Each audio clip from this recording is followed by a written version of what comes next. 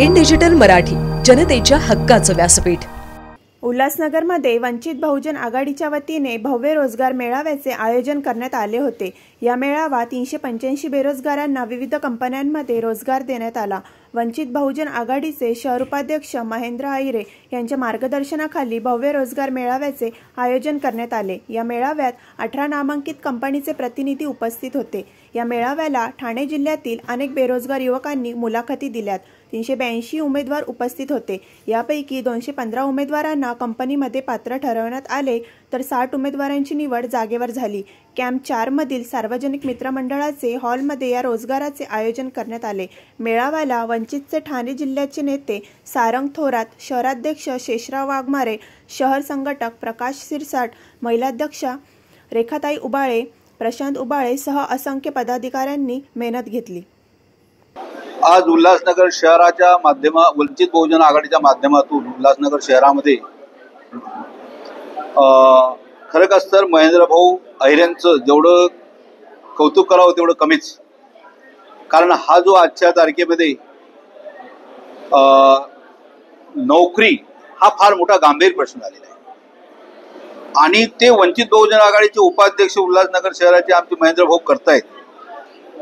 म्हणजे त्यांनी सांगितलंय की तुम्हाला टेबलवरच तुम्हाला जॉब देतोय आणि हे सामान्य जो वर्ग आहे, सामान्य वर्गातला जो मुलगा आहे, त्या मुलांना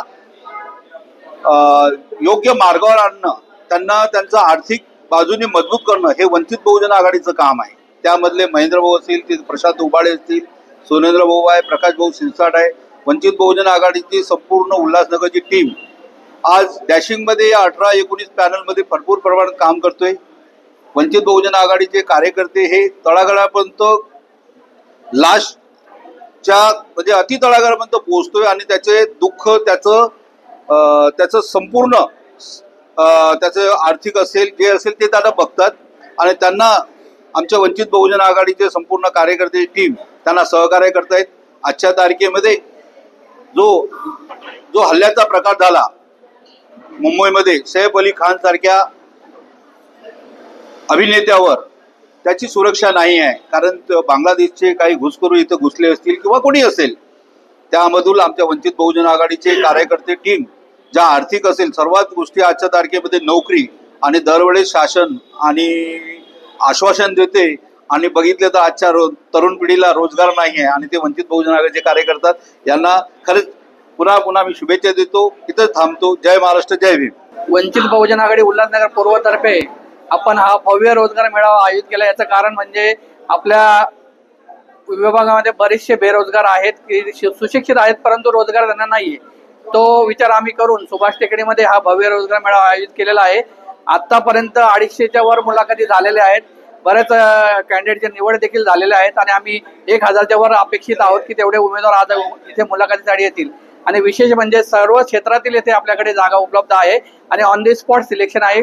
कॅन्डिडेटला कुठलाही 1 रुपया खर्च करायचा नाहीये। त्यामुळे मी अजून नागरिकांना आवाहन करतो की जास्तीत जास्त नागरिकांनी याचा लाभ घ्यायचा। सर, याच्यामध्ये बघा बॅक ऑफिसच्या सर्व क्षेत्राचे बँकिंग क्षेत्र असतील, इन्शुरन्स सेक्टर आहे त्याचे जॉब आहेत, आपल्याकडे इंजिनिअरिंग क्षेत्रातले जॉब आहेत, त्याचप्रमाणे अकाउंटचे जॉब आहेत, त्याचप्रमाणे एनजीओ देखील आपल्याकडे बरेच आले त्यांचे देखील जॉब आहेत।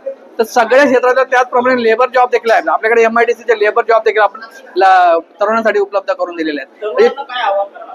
तर मी तरुणांना हेच आवाहन करेल की तुम्हाला जागेवरती आम्ही तुमच्या आलेलो आहोत, जागेवरती तुम्हाला नोकरीची संधी देत आहोत। तुम्हाला 1 रुपया खर्च करायचं जागेवरून, फक्त तुम्ही येथे मुलाखतीसाठी उपस्थित राहा आणि नोकरी घेऊन जा, हेच मी तरुणांना आवाहन करेल। सर, आज या ठिकाणी उल्हासनगरमध्ये 4 नंबरमध्ये सार्वजनिक हॉलमध्ये मोठ्या प्रमाणात भव्य असा रोजगार मेळावा करण्यात आलेला आहे।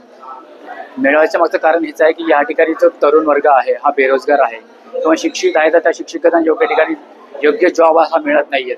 तर त्यांना जर रोजगार मिळाला नाही तर ते हे वाम मार्ग लागतात, चुकीच्या मार्ग लागतात। ते न लागतात त्यांची प्रगती व्हावी, त्यांची प्रगती झाली म्हणजे त्यांच्या परिवाराची प्रगती होईल आणि समाजाची आणि मोठ्या देशाची प्रगती होईल। हा त्याच्या मागे एक छोटासा उद्देश आहे की त्यांना जॉब मिळावा।